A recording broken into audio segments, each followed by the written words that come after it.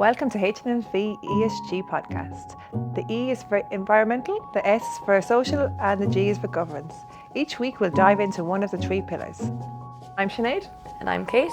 Welcome to episode 8, Governance. Welcome back to episode 8. Today we have Blage. Blage, would you like to introduce yourself? Hi, my name is Blage. I'm IT manager in here, H&MV Engineering. I'm running a small but yet very important team. Okay, let's dive right in. So what do you think ESG is? ESG, I had to a little bit research it, I have to say, but it is, I do understand it like that it's a non-financial way of supporting company and making sure that the company can grow indefinitely. Yeah, it is. And many other things. But Yes, yeah. Very good. So as part of your role in IT, we are going, collectively here, going for the ISO 27000 standard. Yes. What do you think that is going to involve and how is that going to impact every employee? So the involvement is huge. The changes that will bring to the company is massive.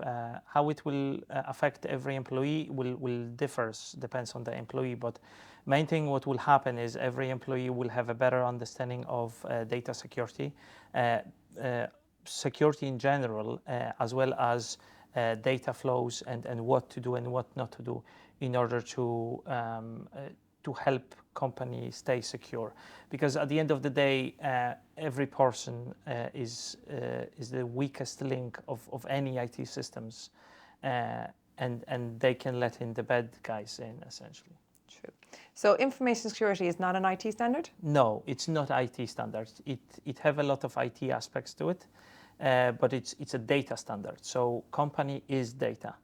Company wouldn't exist without data. So essentially, obviously, IT helps with processing and storing the data, but data owners are actually department managers that store the data, that produce the data, that receives that data. So it's a standard across the whole company. Perfect. So if you were to explain to Kate how it's going to impact her, how would you do it? So this is obviously more and larger than GPRD. GDPR. Oh my God, got that. Very much so, yeah. Yeah. So just explaining kind of roughly, how would it impact Kate, managing environmental sustainability? So what it will do for most of employees and employees that are standalone departments or head of the departments is it will help you understand the data that company have within your department. Okay. Understand the data flows, where they sit. Helps you protecting this data, because now you know segregation in this data, and you know how to behave with each different type of data. Okay. It will also teach you some better ways of let's say, securely sharing the data and dealing with all this data. So will it change like how we use SharePoint or how we use different file sharing platforms and apps? Is that essentially what it'll do? Yeah, we'll be classifying our documents differently and managing our Some of our systems will be already compliant with the standard, but not necessarily the user behaviors would be compliant. So probably the biggest gap that we have is that the user behaviors will come to meet the standard, and good security practices for that matter. Okay. So is this essentially like an accreditation saying we're solid and foolproof and no one is going to attack us digitally? Correct. It makes us more secure. Yes. It does make us secure. We can always get attacked. The companies of course, with but it's an extra armor in sense, is it? Yeah. Correct. Yes. Yeah. Okay. Okay. So there's been a lot about AI in the last while. Do you think there is a place for AI in H&MV? I do believe that there is place for AI everywhere. It's emerging technology. I know it's IT technology, but it brings so much to the table. In my opinion, people are afraid of this because it's going to take jobs. Industrial revolution took jobs before as well. AI will also take jobs, but it will create a lot of new ones. Yeah. What I think what we're going to mainly cut out is actually manual, very tedious tasks within working on computers and things like that. Okay. tremendously it will help with things like understanding big data, because it can analyze vast amount of data in a very short time and produce you reports that humans can then consume and make conscious decisions on. Okay, so we're going to start using it. That is the plan. Yeah, there is some small plans. We're working on some small things. Can you share any of those? So one of the main points of AI at the moment within the company is education, and educate people to understand what it can do and how it's good for them. And then educate senior management is what we want to achieve with this. Okay. Because the capabilities are actually huge. It's just we need to now work on the data to get it structured in such a way that it will be easy for AI to read it and understand it and be able to produce reports on it. So there is some Microsoft really cool demos that you can ask AI to build you a Power BI report. Okay. And because the AI will already have access to that data, it can produce it in a couple of seconds. Okay. So you ask questions not around what is going on the internet, but you will be able to ask questions what is going on within H&MV. Okay. Very good. And then is there a perception then that AI kind of makes us a bit lazy? Or that we lose some sort of brain capacity? Yeah. Like, what are the cons there? I wouldn't call that a cons, because each one of us have strengths and weaknesses. And repetitive tasks, I know I'm particularly bad with spelling and wording things really, really well. Is that makes me worse? I don't know. It depends on what role you are. Okay. But essentially, if AI can help mitigate some of this, it can help my strong points, trades kind of shine. So whoever wants to use it can use it. If someone don't want to use it, they don't have to.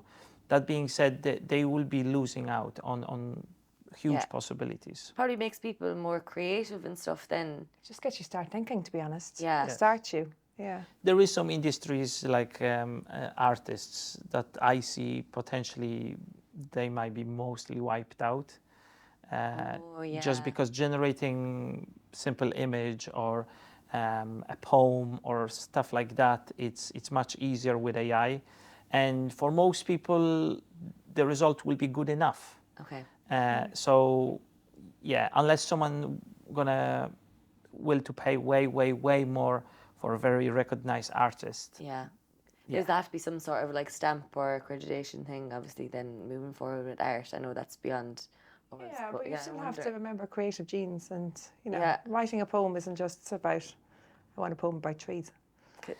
But AI is really good with this, and you'll be surprised because you can keep asking him to make changes and incorporate some other because that's funny. I would have seen AI and like the ChatGPT and all those functions as kind of a thing that would help you create a document quickly and give you more time to actually come up with more innovative ideas then, because you're saving the time from doing the mundane task of creating this big document or whatever else. Yeah, I wouldn't have thought write a poem. But actually it does, I forgot about that. Yeah. It's going to take over. But maybe people don't create poems that often, but very often people want to create a simple An image, visual image and graphics. Yeah. Recently, a photograph have won an award, very prestigious award in UK, and the image was not even a real image. Okay, it was all generated by AI. He didn't took the award because he mentioned, yes, thank you for the award, but that was actually not a real image. That's kind of sad. It is, but that's getting shown that some of the professions are going to be pushed out. But I think the market looks for creative people and capable people, and I wouldn't be worried that people are going to be losing jobs with this. Yeah. Okay. Is there any other emerging technologies that are coming that could help ESG? Emerging technologies. I think ESG will benefit with transparency that the technology brings. So the governance part for me is the ability to collect the data to start, and then when we have this data, we can actually analyze the results. Yeah.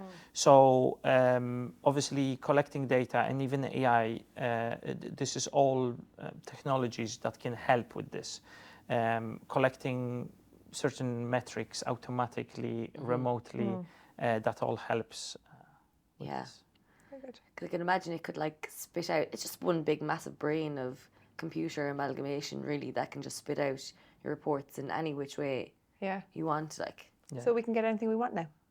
A lot of companies do use AI, and this is not chat AI. They use to analyze that. Powerful tools. So they will, instead of build something and see how effective that is, they could build a model and being tested in a day, 1 million year worth of testing. Okay, yeah. And that will produce us, okay, this engine or this new turbine or this new just extrapolates to, extrapolate the results. Exactly. Yeah, there is still some things that needs to be done physically, but it speeds up the process of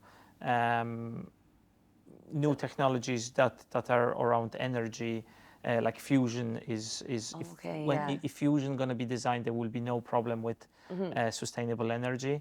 And to speed up this, we need like AI and data set technology. And then does AI and the governance of that fall under the ISO 27001, or is that beyond that again? I don't even think it's been thought about yet. The governance of it, no, it hasn't. No, not yet. No. Yeah, it would be interesting to see how. I'm assuming it's coming, but there's like the legislation and everything else is coming yet. Okay, yeah. So yeah. Because like, how do you govern AI?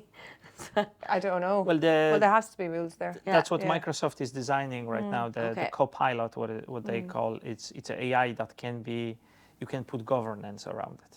Okay. And I've seen some good examples. For example, if you have access to HR data, you can access the AI on your behalf will be able to access HR database and answer you some questions of some people that report to even their salary. But let's say I don't have access to this data. When I'm going to ask the very same question, it wouldn't answer this, even though you have access to it. So you can put governance around the AI and what it can have access to and what it cannot. Right, secrets, That's impressive. Yeah. Okay. So you have been assigned or you're part of a team on the ESG initiative to go paperless. But yeah, it's obviously great to go paperless. But what about what we don't see is the impact of storing data. Can you enlighten us here? Yeah, I would, in my opinion on this would be that going paperless is definitely good. It saves time. Trees, as far as I know, they're renewable resource. So they can be grown and grown sustainably. So paper maybe is not the biggest problem there. It's the machines that run it, that they are not as efficient. The ink that will not get easily recyclable. We need to store that on a landfill somewhere because it will not biodegrade that quickly. So they are the biggest issues. In terms of technology, can going paperless can that help? Yes, but it can create actually other problems. If the data that we store will be stored indefinitely, that will take a lot of space, and space costs energy. If the data center doesn't use green energy, then it's actually going backwards potentially. So there's a lot of things that company can do, like invest in data centers or have servers that use green energy. The data can be as compressed as possible. And lastly, but surely something we're working on is have a plan to actually render the data obsolete and just delete it. If we keep it forever, then it will be definitely a bigger problem. And use up an awful lot of energy, I imagine. Yes. Yes. There is some components of this that you could have data not easily accessible, and then the servers can be shut down and kept in the archive. So in that regard, it wouldn't need to be powered on all the time. But that's all this kind of governance that can be built around this and see what kind of advantage we can get. Can we shut this down? Can this be just in a cold storage? How much we can compress, which will slow down interaction with this data? All this kind of stuff can help. And then how could I, like sitting at my computer, reduce my own carbon footprint in terms of data and how much stuff I store? Because I know, like I'm probably so guilty for it, taking so many pictures. And like I can imagine that takes an awful lot of data, and then obviously that creates an awful lot of energy. Correct, yes. So how do I obviously just reduce, but is there another way of kind of compressing files, or what other things have you seen? Delete them. Delete them. If you keep it in the cloud, like public clouds like Google or Apple, they already have a lot of algorithms to compress the data, which should be taking least amount of space possible. And then they have automatic archiving, which it's still available, that this data is available for you, but it goes to a slower, more power efficient storage, which you're looking for your pictures from 20 years ago. You can still access them, but you probably will notice when you're scrolling, it gets a little bit laggier. And that's why it's trying to get access to the data that is on slower formats of storage. As opposed to just delete them. Obviously, as a user, but even like at work them, with the documents, you know, that we are kind of like we keep everything. We have to keep everything, like A lot of this is as well what format you keep it, because I keep talking about compression, but compression is a very good. Some people don't understand compression, but compression is very simple. You can store the picture in a raw format that will have all the data on it, and a lot of phones even have capabilities of doing this. Most people don't do anything with this data afterwards. So you could decide you're going to keep the raw data, which is massive, for a short period of time. And then for longer time, you just keep the JPEG, which is not as good as the raw data, but still you have that picture. You can still access it, and it's still a usable picture. And we know that ourselves on our phone? We can do it ourselves? You can do it yourselves on your phones, Okay, didn't know. Okay, we just have one final question for you, Rajay. So we asked Alan the same question.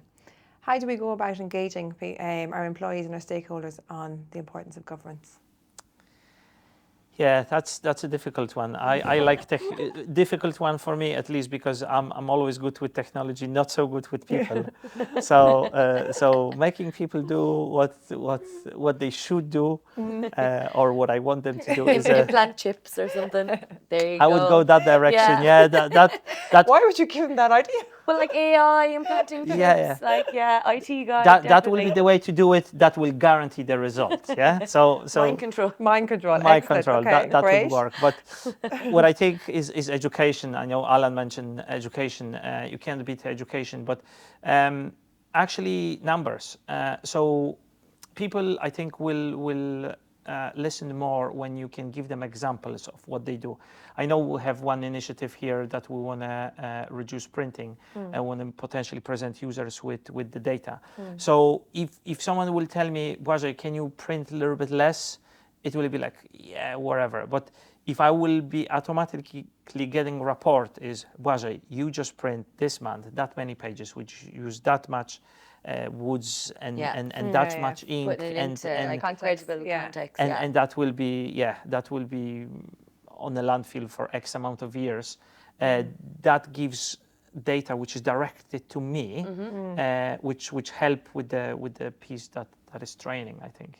So we should probably be looking at more initiative like that instead of having a high level figures, this is how much we spend on electricity, is make a comparison. If you would be in the office is already paying for electricity, but when you work from home, you spend that much, and this is the difference, and this is the impact. That's true, because the jeans now cost, isn't it 7,600 litres of water? Oh, yeah. I didn't buy a pair of jeans at the weekend because of that. You buy jeans every weekend? No, but I did buy quite a lot. But as a result of that, I didn't buy it. Yeah, but it's showing you the power of data, and I suppose that's kind of essentially why ESG is kind of going to roll. It will be the power of data showing figures, and how we'll improve going forward. Okay, so lots of data. There is a lot of data, and it's only going to be growing. Like Google doesn't delete anything from like even YouTube videos that people are uploading. They're all there. Right. There is some absurd amount being uploaded. It's like years within every second get uploaded to YouTube. Wow. Yeah. Years worth of watching. Okay. And it's only growing, and none of this data is getting deleted unless you decide to delete it. Unless you delete it yourself. Yeah. Unless you delete it yourself. Okay. Yeah. Wow. Yeah. So yeah, the amount of technology is getting better, so forms of storage are getting more efficient and less power hungry, and the processes are getting stronger around that. So it's even the size of the computer compared to the 90s to now, like as in, correct. Yeah, it's kind of. That's true. The biggest SD cards, which is less than a nail, size of your nail, can store all books from the biggest libraries in the world. Wow, yeah. Not a bother, Yeah. Surely have the answers out there somewhere. Okay, thank you very much, Rajay. Thank you. Hope you've all enjoyed our ESG podcasting series. It's been a pleasure, and hopefully we'll be back with you soon. I'm Kate. And I'm Sinead. Quasi.